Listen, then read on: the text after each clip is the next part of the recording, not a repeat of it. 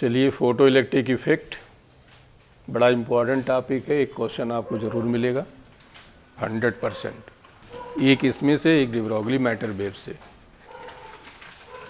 तो पहले इसमें जो इमिशंस, टाइप्स ऑफ इमिशंस हैं 4 टाइप्स के। एक हो गया आपका कौन सा, थर्मैनिक इमिशन। थर्मैनिक इमिशन में क्या होता है कि किसी मेटल को आप हीट करते हो तो उससे इलेक्ट्रॉन इजेक्ट होते हैं। इसी फिनोमेना को हम लोग क्या कहते हैं, थर्मैनिक इमिशन। इस पे relation J = I/S, J current density है, I करंट है, S एरिया है, AT² e⁻⁻⁵ kT। ये जो है वो कांस्टेंट है, T टेम्परेचर है, phi आपका वर्क फंक्शन है, K Boltzmann constant, T temperature. लेकिन इस पर कोई क्वेश्चन नहीं आ रहा है।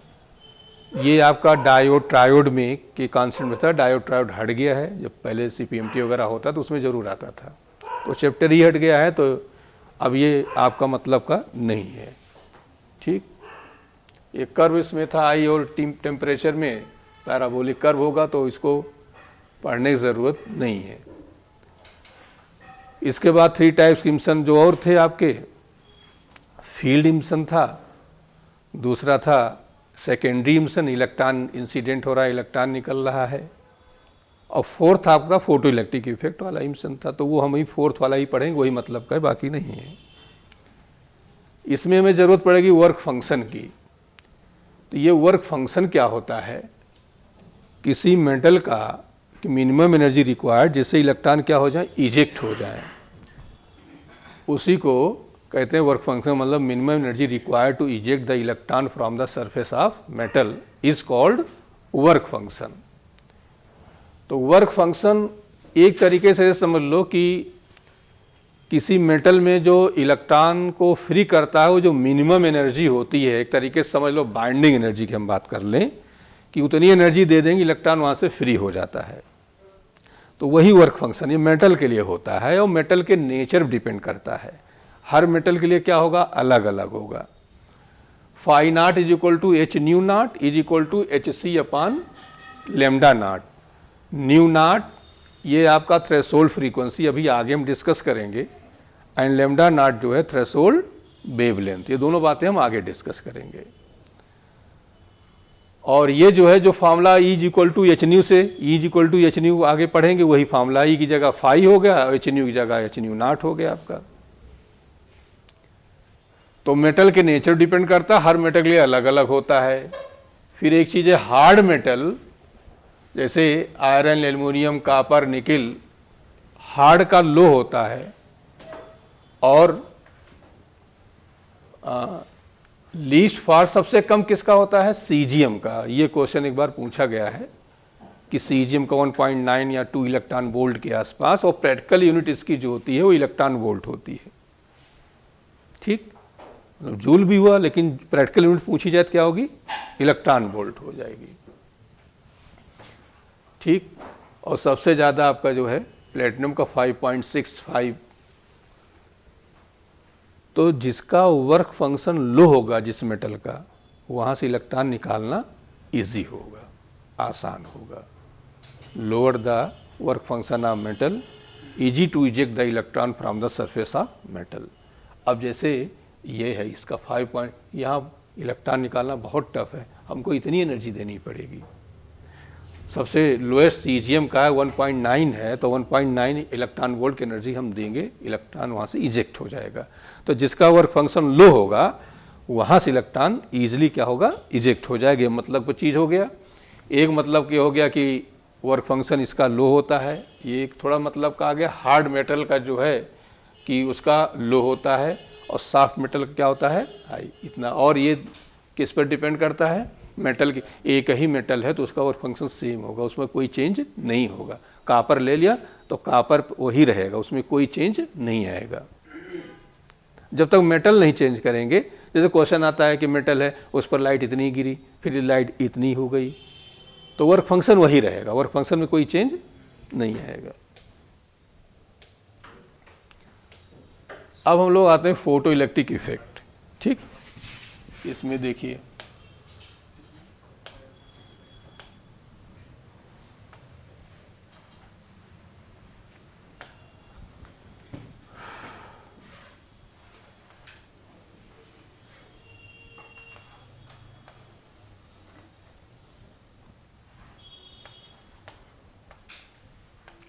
फोटो इलेक्ट्रिक इफेक्ट में सबसे पहले हार्शनेस को फिनोमेनन दिया, कर कुछ और रहे थे निकल कुछ और गया, उस वाली कहानी हुई।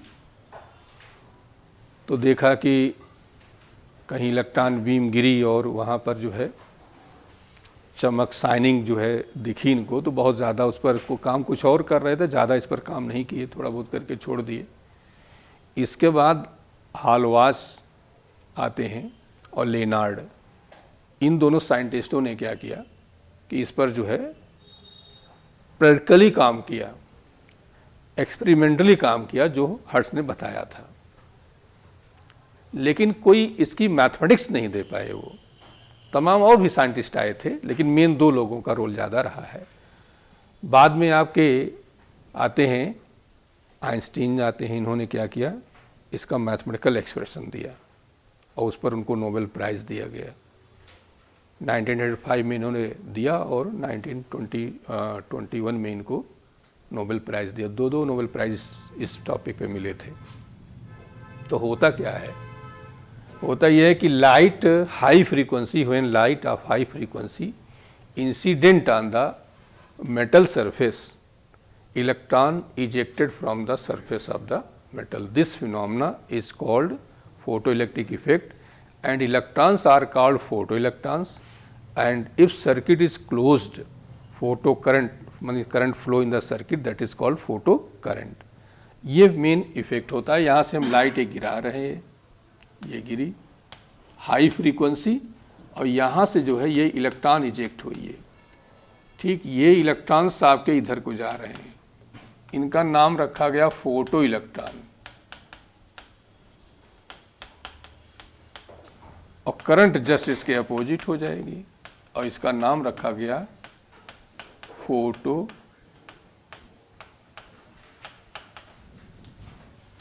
क्लियर हो गया।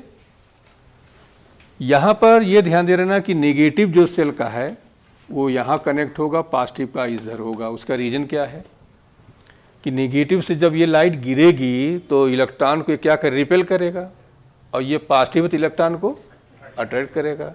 कहीं पोलरिटी हम रिवर्स कर देंगे तो इलेक्ट्रॉन का इजेक्शन नहीं होगा। क्यों नहीं होगा कि ये अट्रैक्ट करेगा और ये क्या करेगा। ठीक, तो ये पोलरिटी इसकी नेगेटिव यहाँ होनी चाहिए, पॉजिटिव यहाँ होनी चाहिए। इसके बाद जो है इस पर एक्सपेरिमेंटली इन लोगों ने किया, लेनार्ड ने, हालवास ने इसको वेरीफाई किया। इसके बाद आते हैं laws of photo electric effect. अब इसके बारे में लोग समझते हैं। एक तो लॉ यही है कि जैसे ही लाइट गिरती है वैसे ही इलेक्ट्रॉन इजेक्ट होता है। 10⁻⁸ सेकेंड का टाइम लेता है, मतलब हम कह सकते हैं टाइम नहीं लेता है, नेग्लिजिबल टाइम है। ठीक, इसके बाद दो बेसिक लॉ और हैं आपके, और दो में एक इंटेंसिटी लॉ हम समझ जाते हैं, एक फ्रीक्वेंसी समझ लो। ठीक, अभी फ्रीक्वेंसी और इंटेंसिटी का क्या इफेक्ट होता है। फ्रीक्वेंसी पहले आते हैं इंटेंसिटी। इंटेंसिटी का मीनिंग ये होता है अमाउंट बढ़ा देना।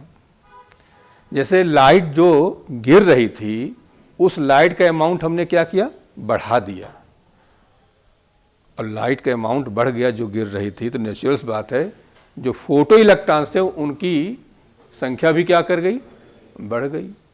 और फोटो इलेक्ट्रॉन्स जब बढ़ जाएंगे तो नेचुरल सी बात है फोटो करंट भी, क्योंकि करंट डिपेंड करेगी नंबर ऑफ इलेक्ट्रॉन्स पर, और नंबर ऑफ इलेक्ट्रॉन्स डिपेंड करेंगे फोटॉन्स पर। सीधा सीधा बोलो, फोटॉन मीन्स क्या हुआ, लाइट हो गया। तो इंटेंसिटी का मीनिंग ये समझ लिया करो कि ज़्यादा अमाउंट में हम लाइट गिरा रहे हैं, तो ज़्यादा अमाउंट जब लाइट गिरेगी तो ज़्यादा अमाउंट में क्या हुए, फोटो इलेक्ट्रॉन्स इजेक्ट होंगे, और फोटो इलेक्ट्रॉन्स इजेक्ट होंगे तो करंट की वैल्यू क्या कर जाएगी, बढ़ जाएगी। तो एक इंटेंसिटी का लॉ जो इसमें हम लोग पढ़ने जा रहे हैं,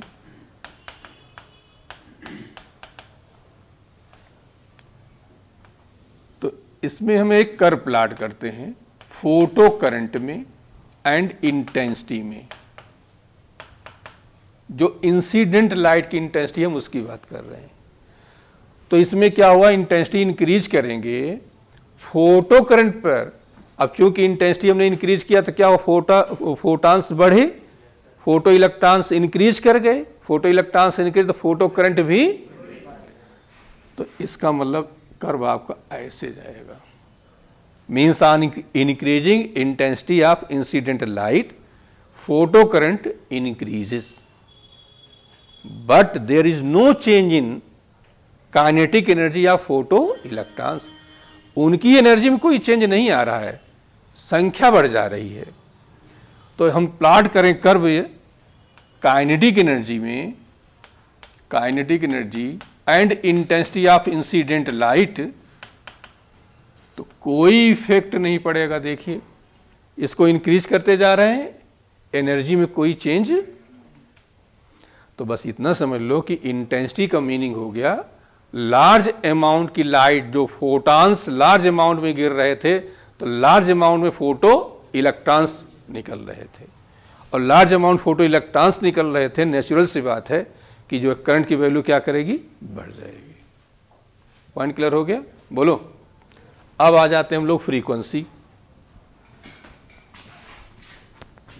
तो फ्रीक्वेंसी पे आते हैं।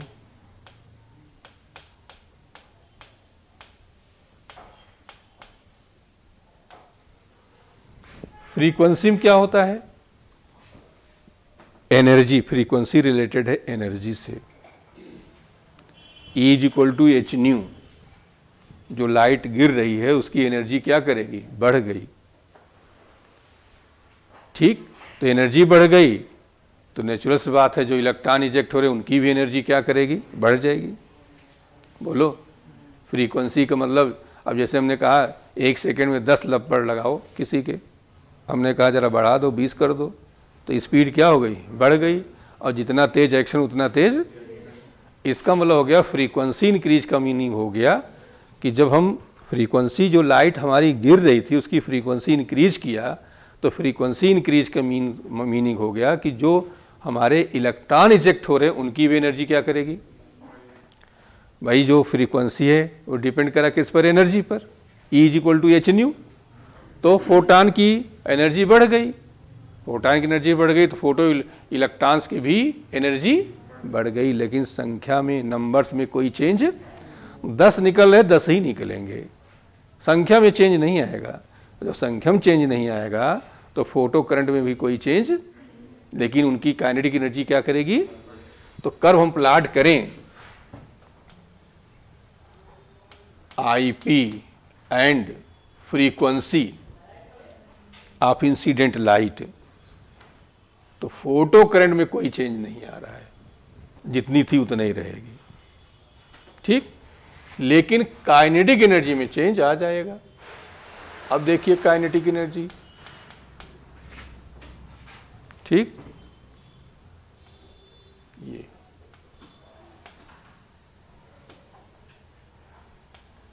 ये न्यू नॉट। अब इस न्यू नॉट के बारे में समझिए। न्यू नॉट को क्या कहते हैं, थ्रेशोल्ड फ्रीक्वेंसी। ये थ्रेशोल्ड फ्रीक्वेंसी क्या बता रही है, ये बता रही है कि यदि इंसिडेंट लाइट इससे हम कम कर देंगे तो इलेक्ट्रॉन का इजेक्शन, मतलब काइनेटिक एनर्जी निगेटिव हो जाएगी। कैसे निगेटिव, देखो मान लो हम यहाँ आ जाते हैं, तो यहाँ आ गए तो कर्व हमारा देखिए ऐसे आ रहा है। अब फ्रीक्वेंसी मान लो ये 5 था, हमने 4 कर दिया, मान लो यहाँ आ गए, तो यहाँ जब आ गए तो एनर्जी हमारी निगेटिव आ जा रही है, और काइनेटिक एनर्जी निगेटिव नहीं हो सकती है। इसका मतलब क्या हुआ कि इलेक्ट्रॉनों के इजेक्शन नहीं होगा। हमारी बात समझे कि न्यू नॉट से भी हम कम फ्रीक्वेंसी कर देंगे तो इलेक्ट्रॉन इजेक्ट नहीं होंगे। तो minimum frequency of incident light for which electron ejected from the surface of metal is called threshold frequency. उससे कम कर दो तो नहीं होगा। और इसी में थ्रेशोल्ड वेवलेंथ का डेफिनेशन होता है कि maximum wavelength of incident light for which electron ejected from the surface of metal. इसमें मिनिमम है और वेवलेंथ में मैक्सिमम है। अब इन दोनों बातों को जरा ध्यान समझो, हम इनके बारे में थोड़ा सा और बताने जा रहे हैं।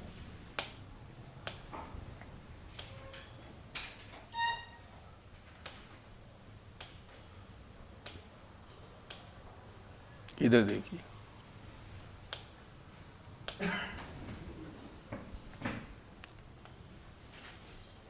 ठीक, ये मान लो कोई मेटल है और इसकी जो फ्रीक्वेंसी थ्रेशोल्ड जिसे वो मेटल की होती है, ये हमने ले लिया 10 हर्ट्ज है। ठीक, अब हम लाइट जो यहाँ पर गिरा रहे हैं, ये इंसिडेंट लाइट है, ये मान लो 11 हर्ट्ज की फ्रीक्वेंसी हम यहाँ पर गिरा रहे हैं, तो क्या होगा बताओ? इलेक्ट्रॉन निकलेंगे नहीं निकलेंगे? निकलेंगे, इलेक्ट्रॉन इजेक्ट होंगे। ये देखिए, क्योंकि इसको बस इतना चाहिए था तो ये इलेक्ट्रॉन को फ्री कर देगा, बाकी से वो अपना आगे मूव करेंगे। अब जरा देखिए, ये न्यू नॉट हमने यहां लिया 10 हर्ट्ज, फ्रीक्वेंसी यहां पर हम गिरा रहे हैं 9 हर्ट्ज की। अब क्या होगा? अब नहीं निकलेंगे, क्योंकि इसको जरूरत कितने की थी? 10 की थी। क्लियर हो गया? और मिल कितना रहा इसको? तो मिनिमम रिक्वायर्ड जो है वो तो हो नहीं पा रहा है, तो electron ejected, no electron can ejected.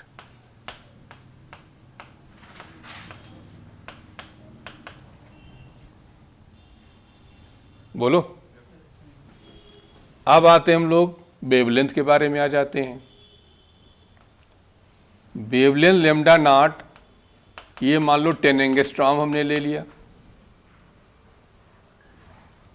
और लाइट यहां पे जो गिर रही है 11 एंगस्ट्रॉम की गिर रही है, तो क्या होगा? निकलेगा? अब नहीं निकलेगा, ज्यादा पे नहीं निकलेगा, कम पे निकलेगा। वेवलेंथ कम होना चाहिए। 10 एंगस्ट्रॉम है तो 10 से कम हो, और 10 से ज्यादा होगी इलेक्ट्रॉन इजेक्शन, तो नो इलेक्ट्रॉन कैन इजेक्टेड। अब देखिए, लैम्डा नॉट आपका 10 एंगस्ट्रॉम है, अब जो हम ये गिर रहा है वो 9 एंगस्ट्रॉम का है। अब बताओ, अब जो है इलेक्ट्रॉन इजेक्ट होना स्टार्ट कर देंगे। इलेक्ट्रॉन कैन इजेक्टेड, कम पे निकलेंगे, ज्यादा पे नहीं। तो एक याद कर लो, उसी से दूसरा कर लिया करना। फ्रीक्वेंसी का उल्टा होता है वेवलेंथ। बोलो। तो फ्रीक्वेंसी में क्या हुआ? उससे कम नहीं होना चाहिए, थ्रेशोल्ड से कम नहीं होना चाहिए। ये मेटल का होता है, ये बाइंडिंग एनर्जी हो गया। ये समझो कोई साहूकार टाइप का है जो किसी को 10,000 रुपया लेकर गया है, उसको पकड़ के बांधे हुए है, 10,000 रुपया दोगे तभी वो छोड़ेगा। ये वाली फ्रीक्वेंसी हुई। 10,000 ज़्यादा देगा तो और अच्छी बात है, लेकिन कम से कम कितना हो? 10,000 दो तब छोड़ेगा। वही कहानी इसकी है। तो मिनिमम उससे कम नहीं होना चाहिए, और यहाँ उससे ज़्यादा नहीं होना चाहिए। तो इसको ध्यान दे रहिएगा, ठीक। और जो इसमें फार्मूला आपका आ जाएगा वो क्या हो गया? H new not HC upon, ठीक, वर्क फंक्शन का फार्मूला आपका हो गया। H आपका प्लैंक कांस्टेंट हो जाएगा।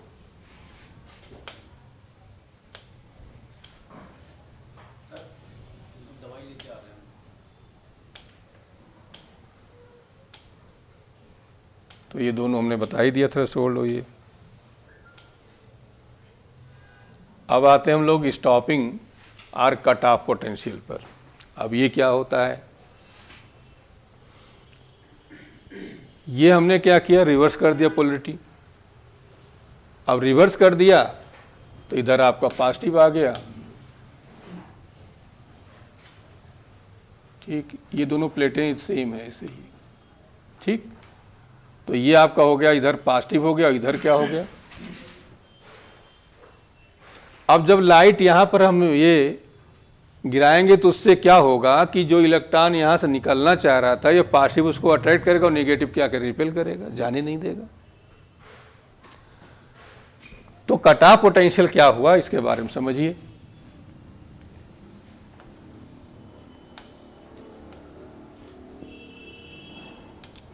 ऐसे समझते हैं ये।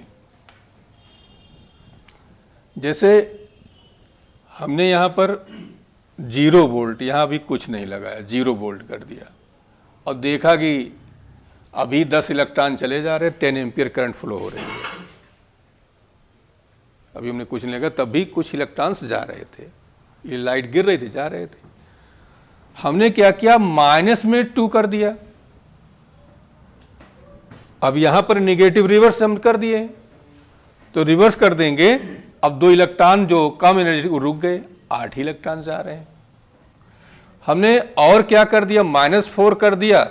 अब देखिए 6 इलेक्ट्रॉन, हमने -6 कर दिया, 4 इलेक्ट्रॉन -8 कर दिया, 2 इलेक्ट्रॉन -10 कर दिया। अब इलेक्ट्रॉन नहीं जा रहे हैं, तो कट ऑफ पोटेंशियल हमारा ये वाला हुआ, जिस पर करंट की वैल्यू क्या हो जाए, 0 हो जाए। तो minimum potential required to which stop the current flow of the current is called cut off potential. Current का फ्लो रोक दे, उसी को हम लोग क्या कहते हैं, कट ऑफ पोटेंशियल। रिवर्स में उल्टा करेंगे तभी ऐसा होगा। तो रिवर्स पोटेंशियल जो हम अप्लाई कर रहे हैं कैथोड एनोड के बीच में, जो कि फोटो करंट की वैल्यू को रोक दे, स्टॉप कर दे, 0 कर दे, उसी को हम लोग क्या कहते हैं, कट ऑफ पोटेंशियल। ठीक, तो ये जो कट ऑफ पोटेंशियल हो जाएगा EB0, और यही हमारा हो जाता है HNu0। तो यहां से B0 की वैल्यू हो जाएगी HNu0/E। ठीक, अब मान लो कहीं निकालना हो B0 वगैरह, तो ये दोनों सेम हो जाता है, कहने का मतलब ये हुआ। ठीक, और इसी थोड़ा सा हम चलें तो EB0 is equal to HC upon या B इज इक्वल टू सीधे हमने ले लिया HC अपान लेमडा लिख देते हैं और यहाँ पर E लिख देते हैं। और हमने कहा था इसकी वैल्यू याद किए रहिएगा, ये HC अपान E पूरे का क्या था बताओ, 400 इलेक्ट्रॉन वोल्ट एंगस्ट्रॉम, बोलो। और नैनो में क्या आ जाएगा, 1240 नैनो इलेक्ट्रॉन वोल्ट। ये याद करने से HC की वैल्यू, ठीक, E की नहीं, HC की वैल्यू। तो अभी आगे जरूरत पड़ेगी, पहले ये कर्व के बारे में जरा समझ लो। तो यहां पर एक क्वेश्चन तो ये हो गया आपका, इस पर बन जाता है कि काइनेटिक एनर्जी हो गई Q डेल्टा B होता है, तो EB0 हो गया इज इक्वल टू ½ mv²। मतलब जो हमारा काइनेटिक एनर्जी का फॉर्मूला होता है वो Q डेल्टा B होता है, Q की जगह E हो गया, डेल्टा B की जगह B0 हो गया, और यही होता है ½ mv।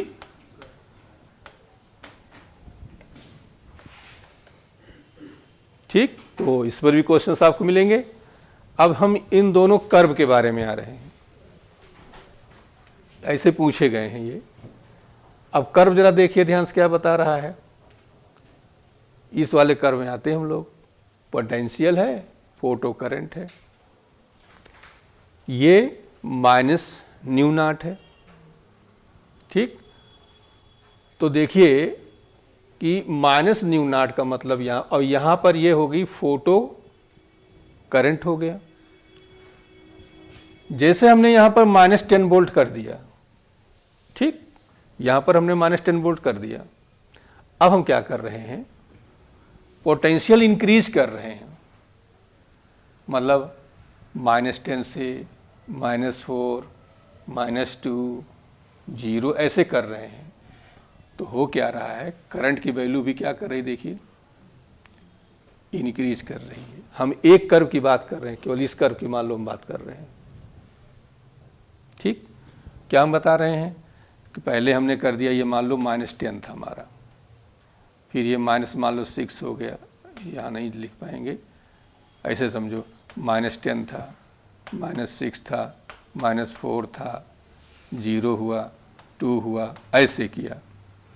तो हो क्या रहा है, करंट की वैल्यू IP की जो वैल्यू हमारी है वो इंक्रीज कर रही है। कैसे इंक्रीज कर रही है, इस पर तो मान लो 0 ही हो गई, फिर 1 एम्पियर हो गई, फिर 2 एम्पियर हो गई, फिर 3 एम्पियर हो गई, फिर 4 कांस्टेंट होती चली जाएगी। कर्व देखिए, यही तो बता रहा है हमारा, ये बोलो, यही तो बता रहा है ना कि इनिशियली क्या हुआ, यहां तक इंक्रीज किया और फिर इसके बाद वैल्यू क्या हो गई, कांस्टेंट हो गई। क्यों कांस्टेंट हो गई? क्योंकि जितने इलेक्ट्रॉन यहां निकल रहे थे सारे के सारे पहुंच जा रहे हैं। बोलो, इलेक्ट्रॉन सारे के सारे क्या हो रहे हैं, पहुंच जा रहे हैं। 10 निकले 10 पहुंचे, 10 निकले 10 पहुंचे, और इलेक्ट्रॉन वैसे एक्स्ट्रा आ नहीं रहे तो जाएंगे नहीं। अब हमने क्या कर दिया, दूसरा कर्व देखो, इंटेंसिटी बढ़ा दी। पहले हमारे पास 10 इलेक्ट्रॉन निकले थे, अब इंटेंसिटी बढ़ा देने से क्या हुआ, इलेक्ट्रॉन की संख्या बढ़ गई, 12 हो गए। अब जब 12 हो जाएंगे तो सेम वोल्टेज पर अब जो ये चार्ज आ रहा था तो इलेक्ट्रॉन बढ़ना शुरू हो जाएंगे, नहीं हो जाएंगे? हमारी बात समझ में आई? फिर समझो हम क्या कह रहे हैं। हम ये कह रहे हैं कि पहले हमने एक इंटेंसिटी I1 ले लिया, लाइट की गिराया, इस पर गिरती जा रही है, और कर क्या रहे हैं हम पोटेंशियल को चेंज कर रहे हैं। माइनस से किधर को जा रहे हैं, प्लस की ओर। हमने मान लिया 10 यहां पर इलेक्ट्रॉन इजेक्ट हुए थे, तो जब हम माइनस से प्लस की ओर जाएंगे तो इलेक्ट्रॉन की संख्या क्या करेगी, बढ़ेगी ना। 2 4 6 8 10 10 10 10 10 ही तो रहेगी फिर। अब हमने क्या किया, इंटेंसिटी इंक्रीज कर दिया। इंटेंसिटी इंक्रीज कर दिया, जहां 10 इलेक्ट्रॉन इजेक्ट हो रहे थे अब 12 इलेक्ट्रॉन इजेक्ट होने लगे। अब फिर हमने क्या किया, पोटेंशियल फिर वही -10 -6 करते चले गए, और इलेक्ट्रॉन्स हमारे जो है बढ़ते चले जाएंगे। 0 1 2 3 4 5 10 12 12 12 12, अब 12 के बाद फिर कांस्टेंट हो गया। देखो, अब इंटेंसिटी हमने और इंक्रीज कर दी। अब पहले 10 इलेक्ट्रॉन निकले थे, फिर 12 इलेक्ट्रॉन, अब मान लो 14 इलेक्ट्रॉन निकल गए। 14 इलेक्ट्रॉन की संख्या बढ़ गई, तो करंट पहले से फिर क्या करेगी। तो देखो, I1 I2 I3 हम कंपेयर करें तो नेचुरल सी बात है कि intensity I3 greater than I2 greater than. ये कैसे पता चला? ये इस तरह पता चला कि जैसे जैसे इंटेंसिटी इंक्रीज करोगे फोटो करंट भी क्या करेगी, इंक्रीज करेगी। देखो, यहाँ पर ज़्यादा है, यहाँ पर उससे कम, यहाँ सबसे कम। और ये फैक्टर हमें ये बताता है कि इंटेंसिटी का कोई डिपेंडेंस कट ऑफ पोटेंशियल पर नहीं है। सबके लिए कट ऑफ पोटेंशियल क्यों तो नहीं है। देखो क्यों, क्योंकि cut off potential energy depend करता है, और इंटेंसिटी का एनर्जी से कोई लेना देना नहीं है। फिर से समझो, इस कर्व से 2 बातें समझो। नंबर वन ये हो गया, इंटेंसिटी इंक्रीज कर रहे हैं तो फोटो करंट क्या कर रही है, इससे सहमत होना। और नंबर 2, इंटेंसिटी का कोई इफेक्ट कट ऑफ पोटेंशियल पे नहीं है। क्यों नहीं है? क्योंकि इंटेंसिटी का कोई डिपेंडेंस एनर्जी पे नहीं है, और एनर्जी का रिलेशन सीधे किससे है, कट ऑफ पोटेंशियल से है। देखिए, एनर्जी का रिलेशन सीधे किससे हो रहा है, कट ऑफ पोटेंशियल पर, और इंटेंसिटी कट एनर्जी पर डिपेंड ही नहीं करती है। तो 2 बातें इस कर्व समझ में आई हमें। एक क्या समझ में आई, इसमें किसी कोई प्रॉब्लम नहीं होनी चाहिए कि on increasing intensity photo current also increases, and second thing कि there is no effect of intensity on cut off potential, because cut off potential directly depends on the energy of the electrons, और energy depend कर रहा है, और इसलिए यहाँ dependence नहीं है। तो कुल मिलाकर 2 बातें हमारे दिमाग में आनी चाहिए। पहली बात कि जो इंटेंसिटी है किस पर डिपेंड कर रही है, फोटो करंट पर। दूसरी बात, इंटेंसिटी का कोई डिपेंडेंस कट ऑफ पोटेंशियल पर नहीं है। सबके लिए देखो, I1 I2 सबके लिए B0 है कि नहीं है, बोलो। अब दूसरी चीज, तो इसमें क्या आया था, ऐसे देकर ये पूछ लिए थे कि कौन सा करंट ज्यादा है कौन सी कम है। इस कर्व पे आ जाओ।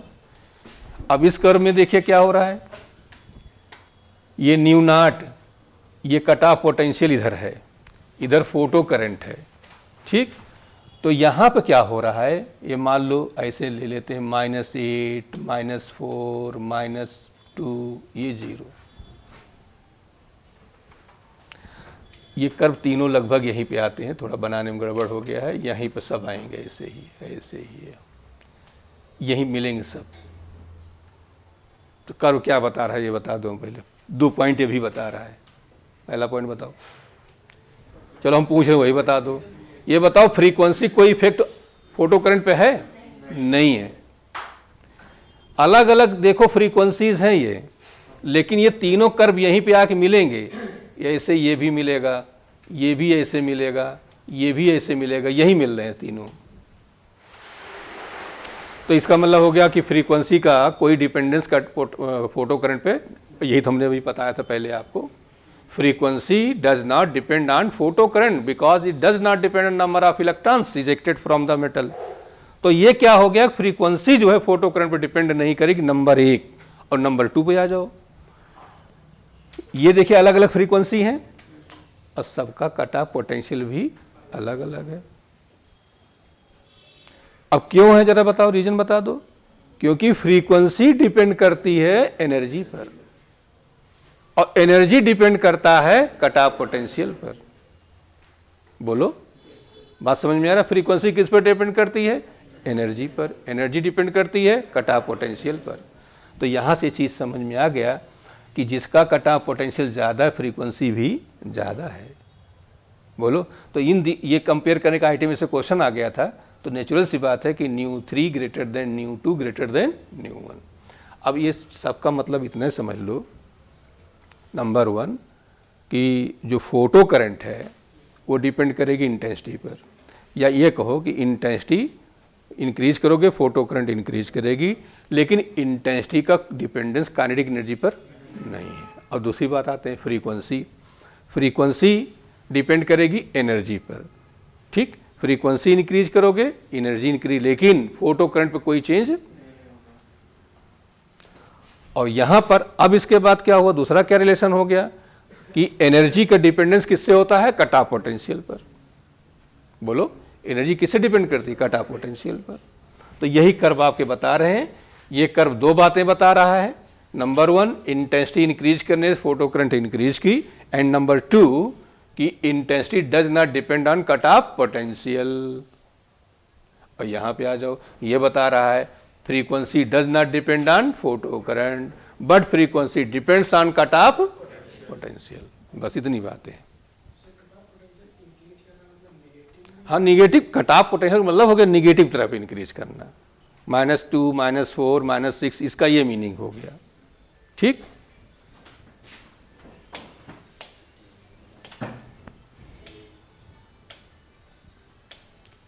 ये पॉइंट्स हैं, जैसे फोटो इलेक्ट्रिक फिनोमेना रिवर्स मतलब कंजर्वेशन ऑफ एनर्जी की स्टेट करता है, एनर्जी गिर रही है तो दोनों। दूसरा चीज़ क्या हो गया, photo cells convert light energy into electrical energy. 3 types की होती हैं। Photo electric effect takes place only if the electron loosely bound to the metal. जहाँ पर थोड़ा सा कम टाइट बंधे होंगे उसी फोटो इलेक्ट्रिक फिनोमेना होगा, जिसका हम वर्क फंक्शन कहेंगे लो है, वहीं पे होगा। Photo electric have different energies, photo electrons have different, जो इलेक्ट्रॉन्स निकलते हैं उनकी सबकी एनर्जी क्या होती है? अलग अलग होती है। तभी तो हम कह रहे हैं कि -10 किया 4 गए, फिर 5 गए, फिर 6 गए, नहीं तो इकट्ठे न चले जाते सब। तो जो एनर्जेटिक होते हैं वो चले जाएंगे। और इसके बाद protection of X ray reverse phenomena photo electric effect. अब ये देखिए,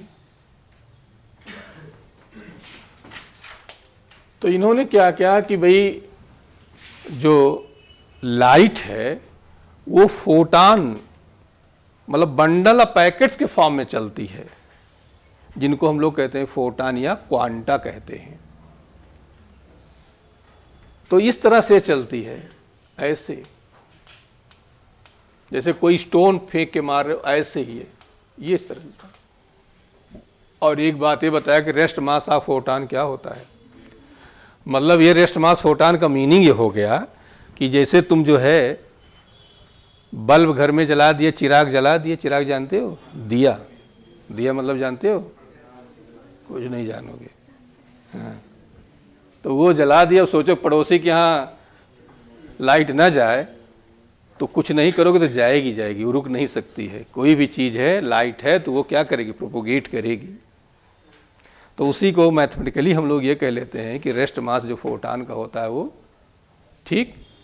तो rest mass of photon is 0, ठीक। अब आते हैं हम लोग, इन्होंने कहा कि जो ये बंडल पैकेट्स के रूप में चलता है, जिनको हम क्वांटा कहते हैं, जिनको हम फोटान कहते हैं, और इनकी जो एनर्जी होती है E is equal to h nu. Clear हो गया? E इज इक्वल टू क्या होता है? H nu. यहां से E हो गया एनर्जी और H जान ही रहे हो, और न्यू क्या हुआ? ठीक। और यहीं से एक चीज़ और होता है, जैसे पढ़ते हो साउंड में B is equal to n lambda, वैसे यहाँ C is equal to nu lambda. Nu frequency of light, n frequency of sound कहा जाता है। कहीं कहीं दोनों एक ही तरह डिफाइन करते हैं। ठीक। B velocity of sound, C velocity of light. तो यहाँ से H के बारे में पहले हम आ जाते हैं। H is equal to, unit क्या हो जाएगी? जूल अपान, ये सेकेंड इनवर्स होती तो जूल इंटू क्या लिख सकते हो? सेकेंड। डायमेंशन निकाल लो, ml square T to power minus 2, तो क्या हो जाएगा? ml square T to power minus, इसकी वैल्यू कितनी होती बताओ? 10 टू पावर 34 जूल। ठीक। तो ये हो गया कर्व। मान लो प्लाट करते हो एनर्जी और फ्रीक्वेंसी में। ठीक। तो ये जो रेशियो होगा, इसका जो स्लोप होगा थीटा, ये भी थीटा, ये ई हुआ, ये न्यू हुआ, तो tan थीटा ही हमारा क्या हुआ? h हुआ, जो कि किसके इक्वल हो जाएगा? E अपान। ठीक। फिर इसके बाद हम लोग आते हैं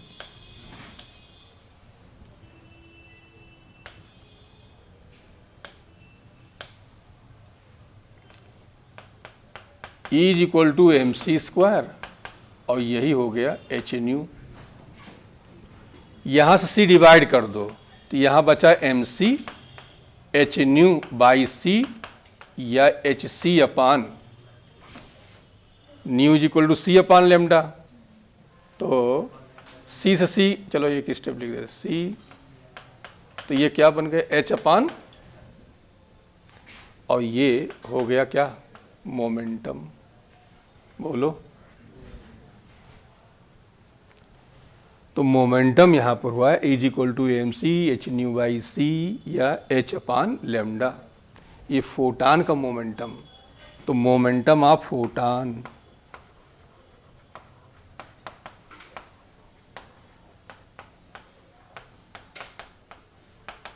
ये हुआ H अपान, और momentum of particle, particle momentum होता है मास इंटू वेलोसिटी। कोई पार्टिकल है, इलेक्ट्रॉन है, प्रोटॉन है, न्यूट्रॉन है, एम बी, लेकिन लाइट है, उसका मोमेंटम क्या हुआ? H upon lambda. ठीक। तो इस पर आपके क्वेश्चंस काफ़ी मिलेंगे, यहाँ से भी आता है आपका।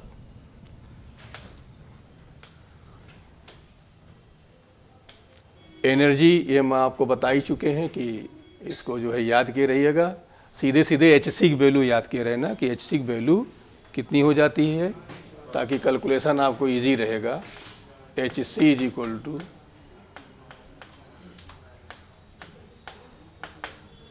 यही ये नैनो मीटर इलेक्ट्रॉन, बोलो, एक जीरो कम हो जाएगा, तो इसको रटे रहना।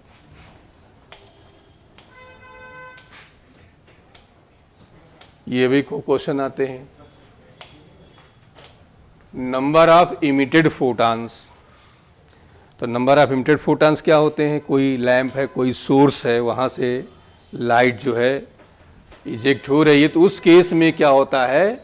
n is equal to P upon, P जो होता है पावर ऑफ सोर्स, और E जो है एनर्जी ऑफ फोटान, जो फोटान निकल रहा है इसकी एनर्जी। तो P और ये हो गया एच न्यू, और मॉडिफाई किया P lambda upon h c. तो ये आप याद कर रहिए कि n is equal to P lambda upon h c.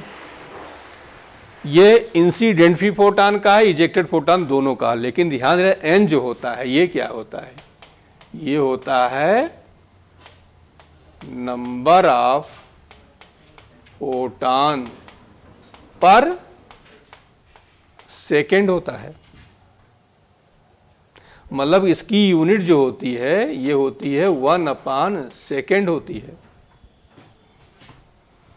ये ध्यान देना फोटॉन्स हैं, तो कभी कभी ये दे देते हैं कितने 0.2% इलेक्ट्रॉन जो हैं फोटॉन इलेक्ट्रॉन पैदा कर रहे हैं, सारे इलेक्ट्रॉन नहीं पैदा करते हैं, तो जितना देंगे हम उसका परसेंटेज निकाल लेंगे।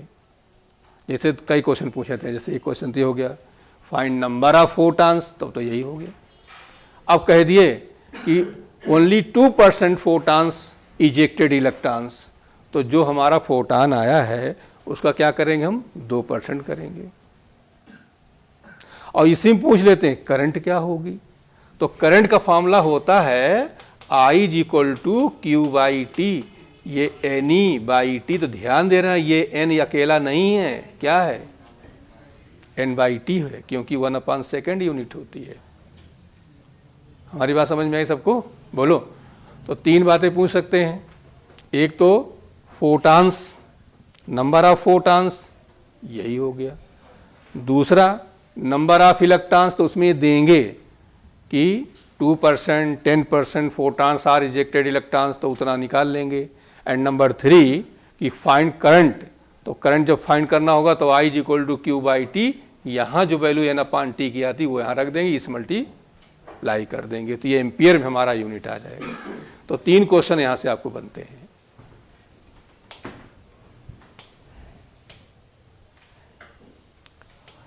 अब मेन यहाँ से कहानी स्टार्ट होती है।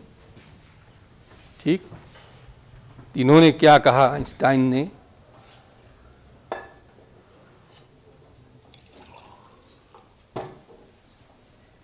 हाँ कहीं कहीं आइंस्टाइन, कोई कोई आइंस्टीन। अब जैसे यहाँ किसी का नाम लेना हो तो शुद्ध नहीं बोलो, अंग्रेज को ले आओ, कह दो तोता बोलो, तो 1000 जन्म लेकर तोता नहीं बोल पाएगा, टोटा।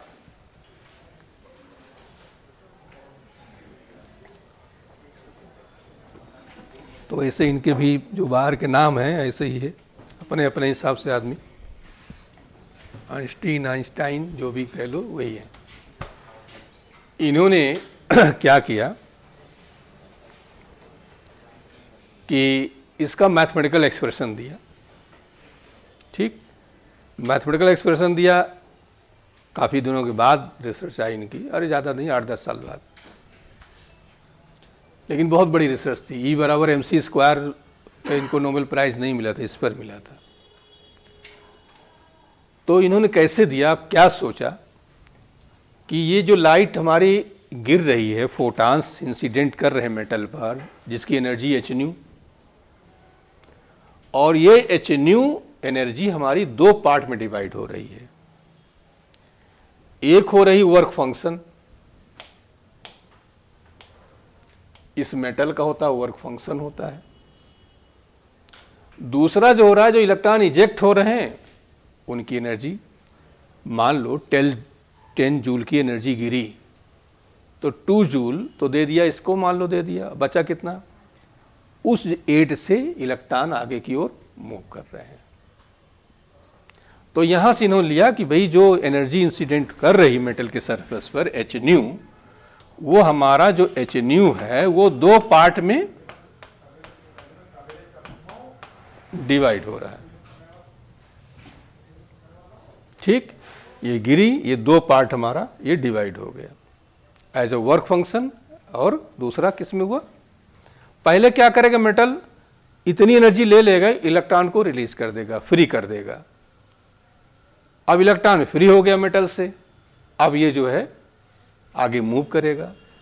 तो हमने कहा जैसे कोई जो है गांव वगैरह में जो जमींदार वगैरह होते थे, किसी गरीब को पैसा दे दिए, 10,000 दे दिए, इंटरेस्ट बढ़ते बढ़ते 20,000 हो गया, अब कोई आता है कि भाई नहीं इनको हम छुड़ा और उसको पकड़ ले गए घर पे बांधे हुए पेड़ में।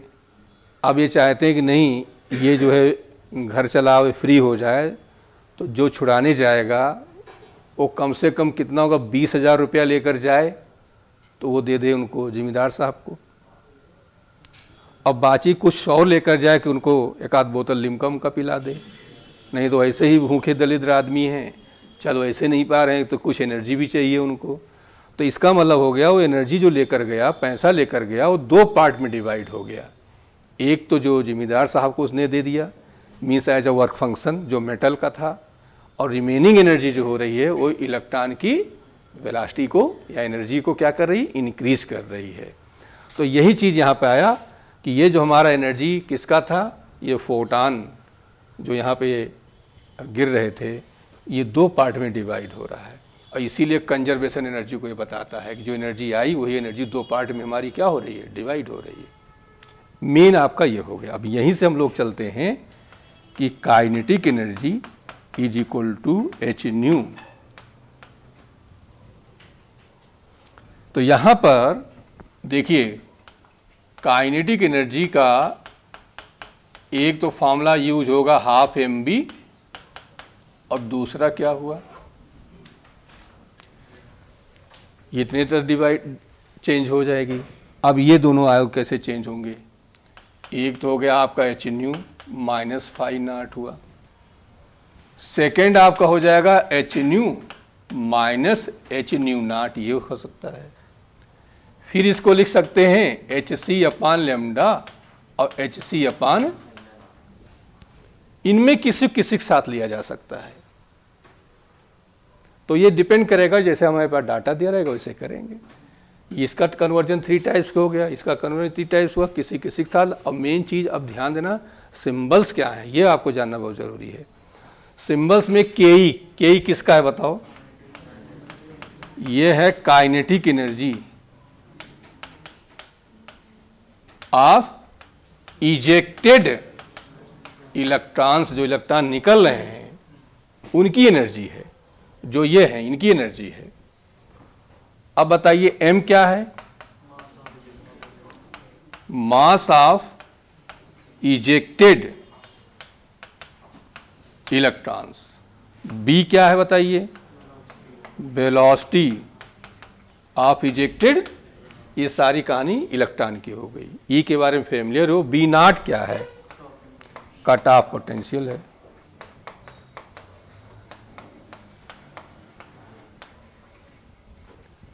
एच न्यू क्या है, बोलिए, ये है एनर्जी ऑफ इंसिडेंट फोटॉन। ध्यान दिए रहना सिंबल्स को, इंसिडेंट फोटॉन।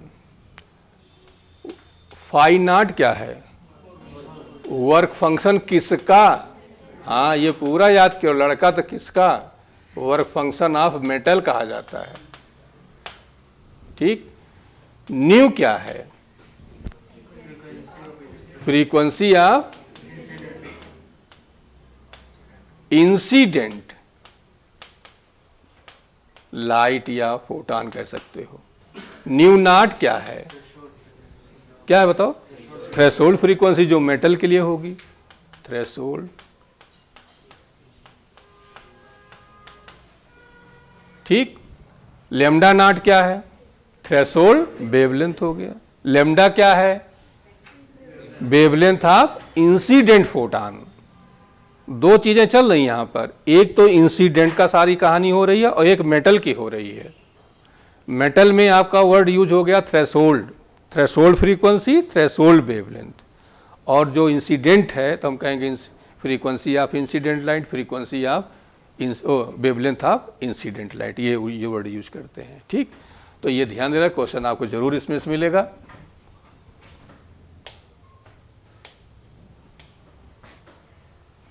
कॉम्पटन इफेक्ट है, आता नहीं है इसे, कि ये फोटान है, इलेक्ट्रॉन पे हम ये इसको इंसिडेंट कर रहे हैं, तो इलेक्ट्रॉन जो है वो ये जो फोटान हमारा है ये कम एनर्जी या अधिक वेवलेंथ की तरफ डाइवर्ट होता है। स्कर्टेड होता है, ये एंगल थीटा और एंगल फाई, इलेक्ट्रॉन थीटा पर तो लेमडा फाइनल, लेमडा फाइनल का मतलब ये हो गया, ठीक, ये इधर का लेमडा फाइनल कर दिया, इधर हमने लेमडा इनिशियल वर्ड यूज़ किया, तो lambda final lambda initial delta lambda ये होता है h/m0c 1 minus cos phi. h जानते हो, m0 जानते हो, c हो गया वेलोसिटी ऑफ, ये केवल जो शिफ्ट वेवलेंथ है कॉम्पटन इफेक्ट में, ये फाई पे ही केवल डिपेंड करता है और किसी चीज़ डिपेंड नहीं करेगा, क्योंकि बाकी सब कांस्टेंट है, एच कांस्टेंट है, एम कांस्टेंट है, सी कांस्टेंट है, केवल वेरिएबल क्या हो रहा है, फाई। अब इसमें फाई की वैल्यू 0 हो तो डेल्टा लेमडा की वैल्यू क्या हो जाएगी, इसका मतलब कोई स्कैटरिंग नहीं हो रही है, सीधे से निकल जा रहा है। फाई 90 डिग्री हो जाए, मतलब ये स्कैटर्ड ऐसे हो जाए, तो डेल्टा लेमडा की वैल्यू सॉल्व करने पे 0.24 नैनोमीटर आती है, और फाई जब 180 हो जाएगा तो इसी का 2 टाइम्स आ जाएगा 0.48 नैनोमीटर। लेकिन ये क्वेश्चन, बस एक क्वेश्चन ये ध्यान देना कि जो डेल्टा लेमडा है वो किस पर केवल डिपेंड करता है, 5 डिपेंड करता है और किसी चीज़ डिपेंड नहीं करता है। लेकिन ये तो आ नहीं रहा क्वेश्चन।